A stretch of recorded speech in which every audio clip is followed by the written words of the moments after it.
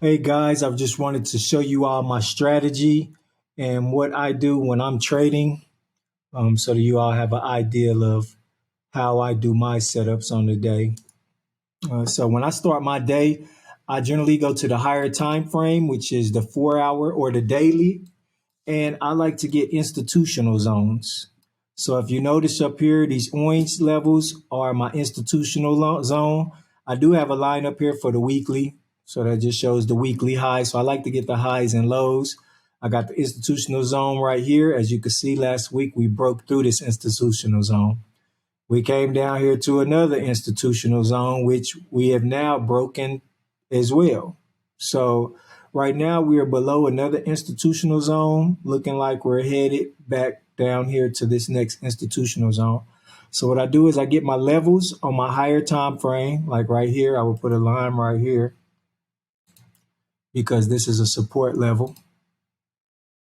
So I want to get my support and resistance levels on my higher time frame. And when I say support, I'm looking at this, not the wick. I'm not the body, but I'm looking at the wick. So I'm looking at liquidity levels. So when I say support, that's a liquidity level.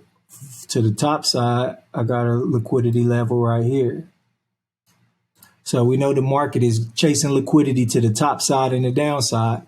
Right now, I would just be playing for my plays within these levels right here because these are two institutional zones. So I'm looking for my plays either to the top side of this institutional zone or the bottom.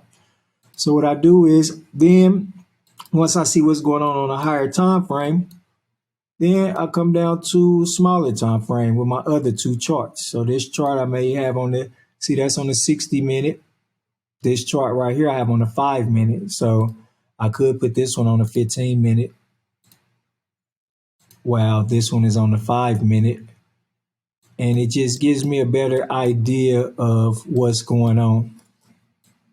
Now I do use my 3, 7, 21, 35, and 50 EMAs, and I use that because generally the market always pulls back to those levels. Major pullbacks will come to the 50, like you all see right here. Halfway major pullbacks will come to the 35. Most pullbacks come to the 21. So it's like, even if I know that this is in the down side, because you see we're below the EMAs, I still want to wait to get in my entry on a pullback. We always want to get in on the pullbacks. So these would be great entries right here to pull back to the 21, 35, and 50.